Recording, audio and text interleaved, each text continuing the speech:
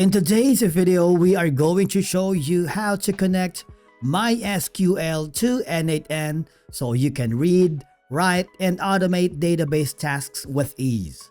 Let's begin. Now, the first thing that you need to do is log in using your credentials, and then if you are using the n8n as your main dashboard to connect your MySQL, all I have to do is create another workflow if you haven't already. Here, we need to add the first step, and that's going to be searching for MySQL, and then click the arrow button. You have so many options here because you can select the MySQL actions. Okay, so you need, for example, choose a trigger. For example, if we are going to choose on the schedule, we can do that.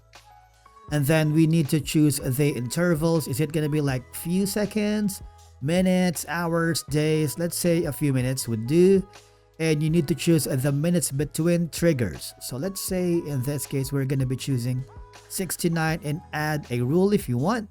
For example, you can choose from any of the following, and you can also go to the settings tab if you want to toggle on if you wanted to check the output data or execute once or retry on fail. Now you can put in the maximum number of tries and then the wait between tries. You also have the option for the drop down menu if you want to show a notification on error like stop workflow, continue, or continue using error output. It's up to you. Now on the note, you can put in a specific note here, and if you want to display that note in the workflow, just toggle it on.